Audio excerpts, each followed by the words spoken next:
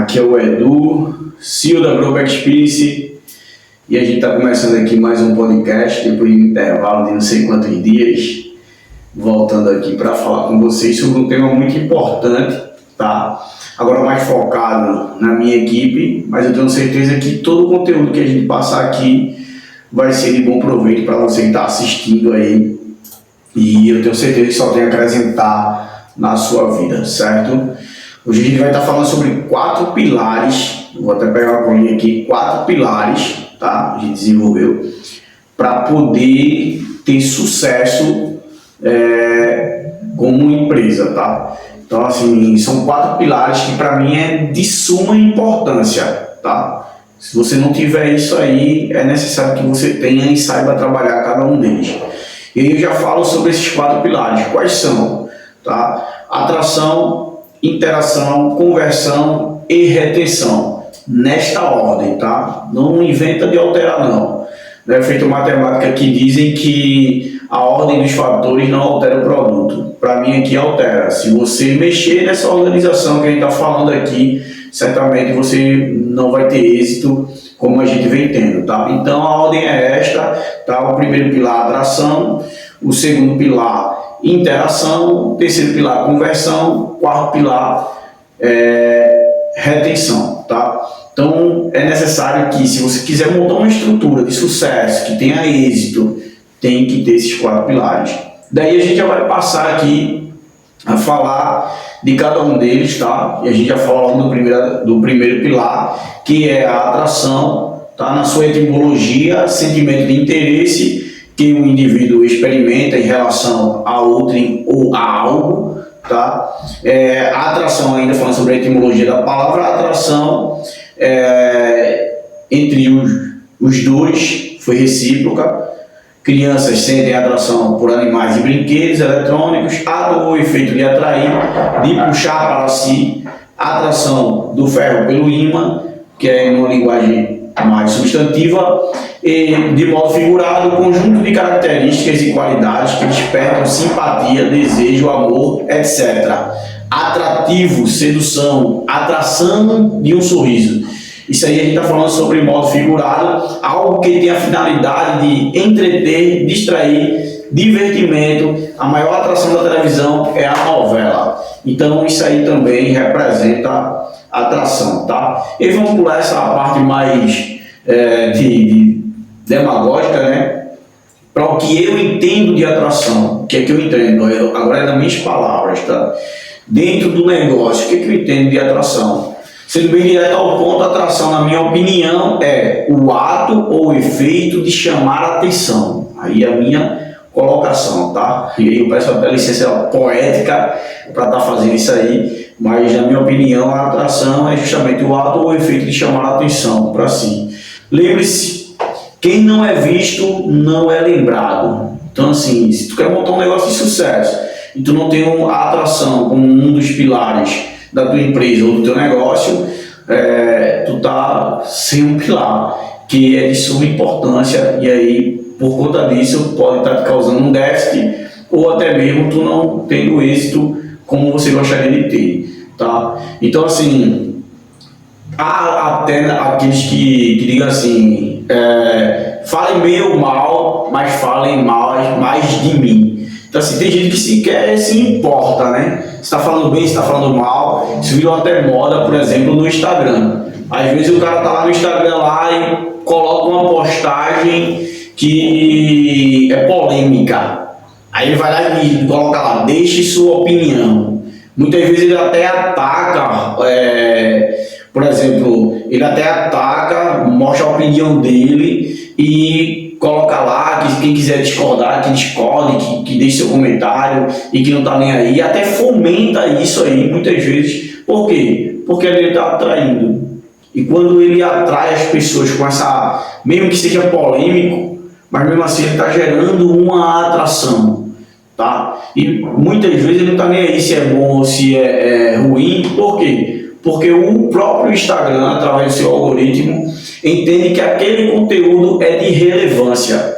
Então, a atração, ela é feita de diversas maneiras, tá? Então tem muita gente que não se importa da maneira que vai ser lembrado. O importante é que ele esteja atraindo.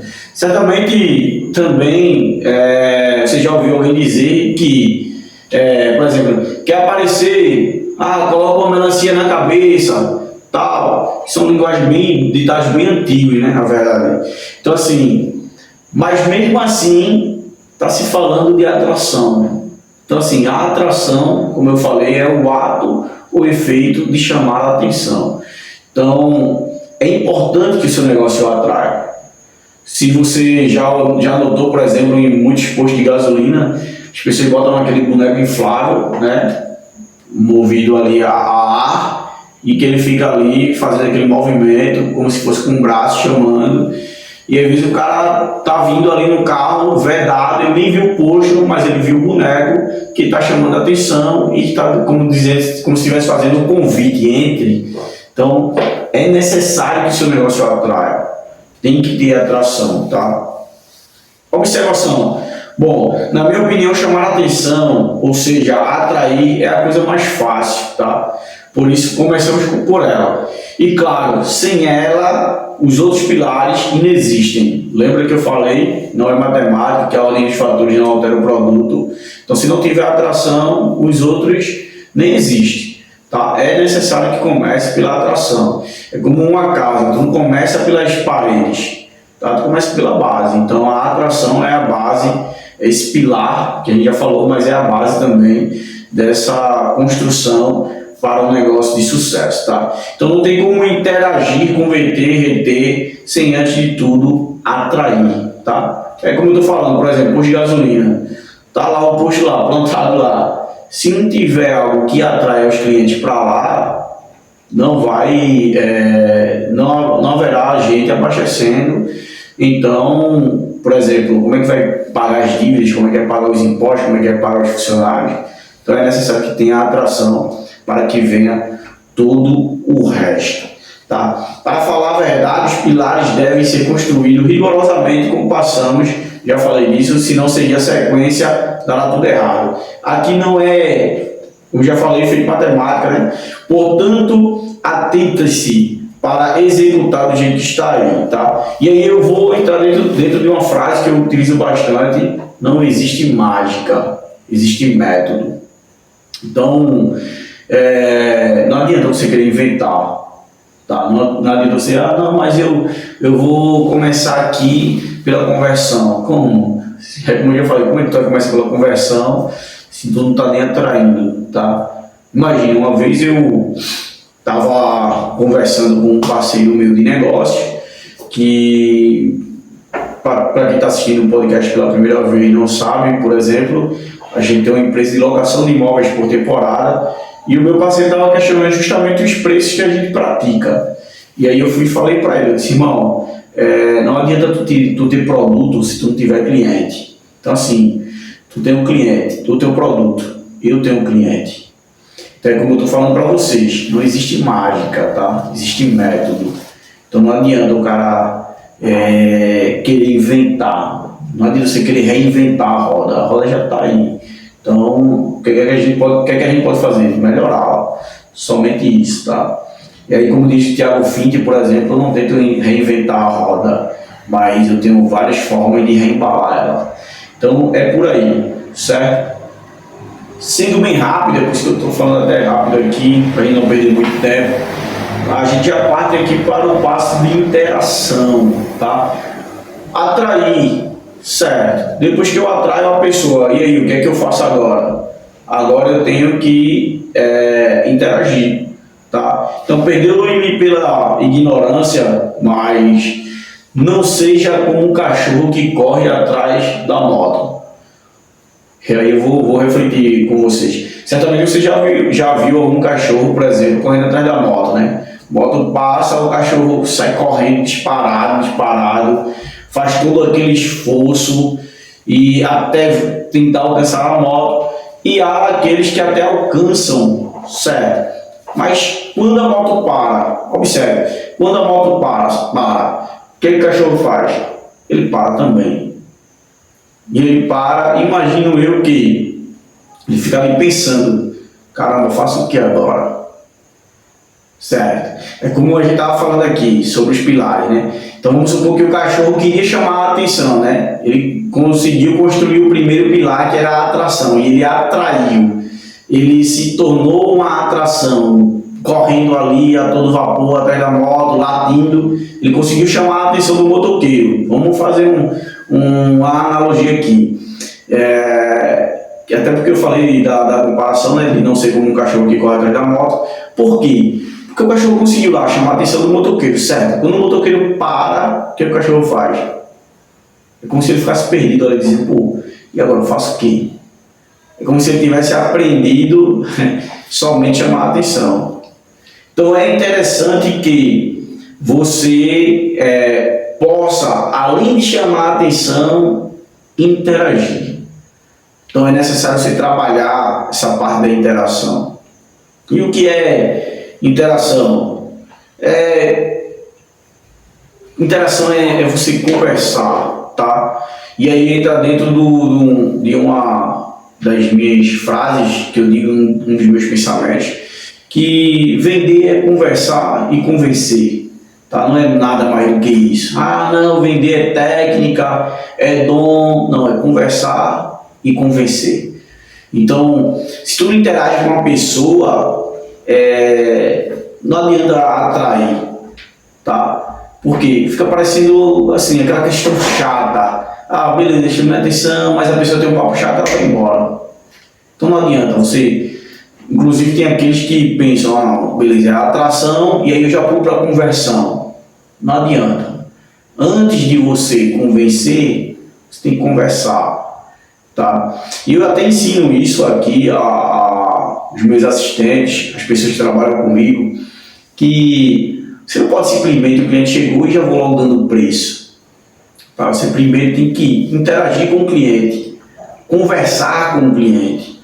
Você tem que, de uma certa forma, mostrar para o cliente que o seu interesse está no sucesso do cliente e não simplesmente em fazer a venda.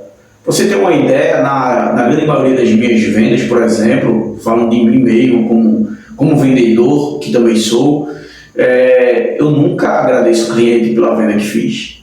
Pelo contrário, termina a venda, o cliente me agradece. Mas por que ele me agradece? Porque ele não sente que eu estou fazendo uma venda a ele.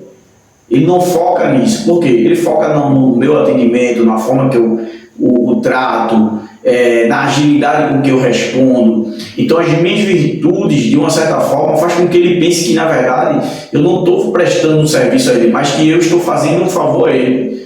Então é desta forma que funciona, tá? Então, para mim, não adianta você atrair se você não interagir com o cliente, certo? Então vamos lá. Vamos passar aqui para o sexto ponto aqui. Vender é criar vínculo. Vender é criar vínculo, isso mesmo. Vender é criar vínculo. Quase ninguém gosta de vendedor.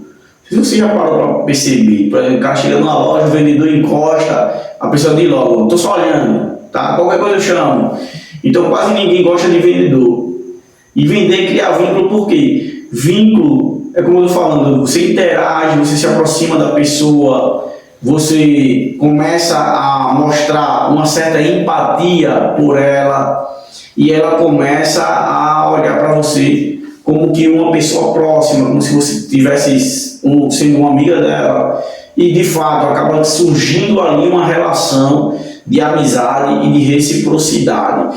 Então não é simplesmente vender, não é simplesmente dar o preço. É necessário que você interaja com a pessoa, que você se aproxime dela, né? Uma data de aniversário dela, pô, dá um feliz aniversário a ela. Alguém da família adoeceu, postou lá, vai lá, deseja pelo menos saúde, mas não, vendi e acabou-se. Com todo respeito, parece sexo casual, né? O cara conheceu a mulher e tal, pagou, pronto, teve relação com ela, foi embora, dali por diante, não trocaram número, não se falaram mais, não desejou um feliz aniversário nem nada. Então vender é completamente diferente disso, é criar vínculo, tá? Então as pessoas, eu me lembro aqui até que eu vendi para um pessoal e uma hospedagem, e depois de um tempo a mulher adoeceu, tá? Precisava até fazer check-out mais cedo. Eu até questionei o porquê, achei que tinha acontecido alguma coisa e de fato estava certo. Ela havia adoecido. Daí eu me compadeci, né?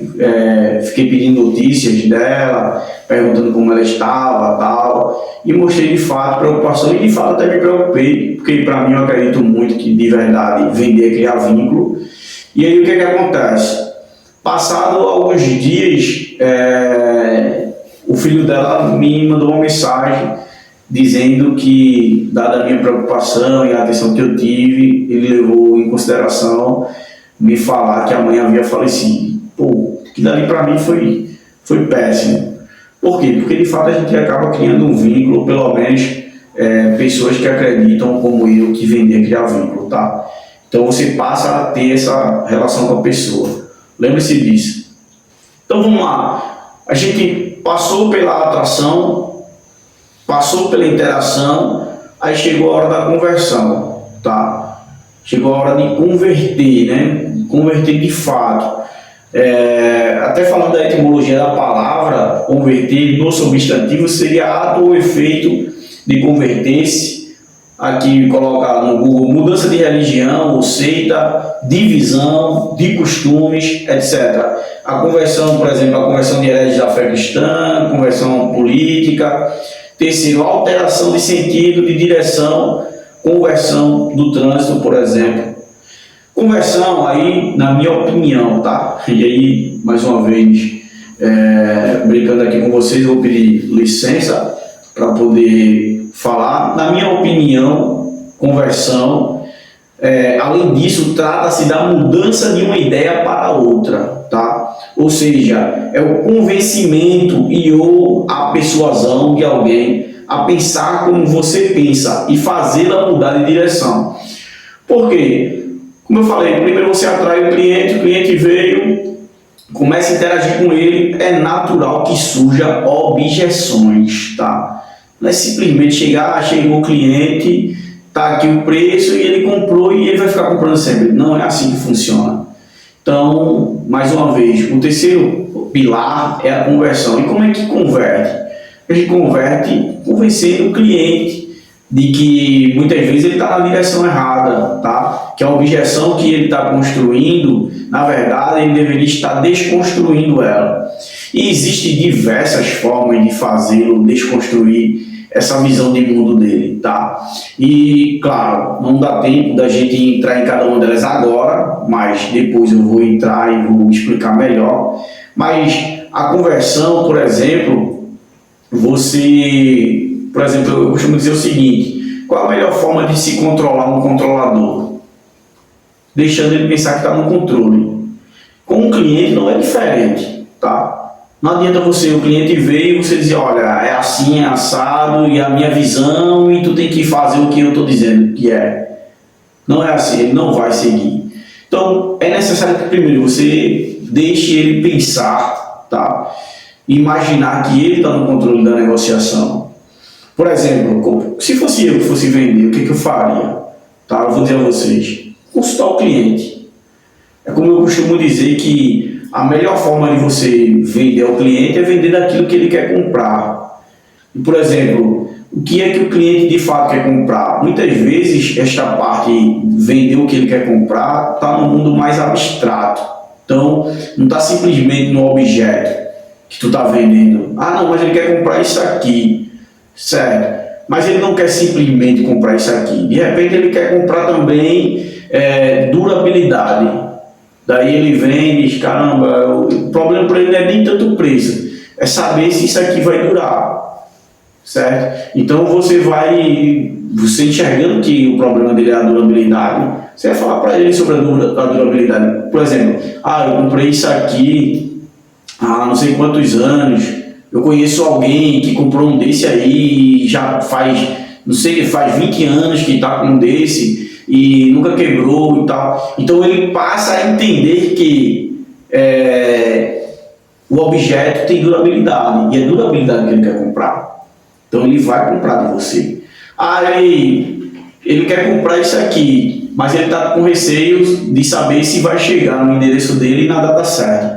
Então não é simplesmente isso aqui que ele quer comprar. O objeto dele já está na mente dele definido o que ele quer. O que ele quer comprar agora é saber se vai ser entregue no prazo que ele quer. Então você tem que vender ele que de fato vai chegar no prazo que ele quer. Então a melhor forma de vender ao cliente é vendendo aquilo que ele quer comprar. E ele não quer comprar simplesmente um objeto, ou por exemplo, a hospedagem. Muitas vezes o cliente está em busca também de segurança, tá? De não passar por frustrações, enfim, e várias outras situações. Então é necessário que de fato a gente faça, venda a eles aquilo que eles querem comprar.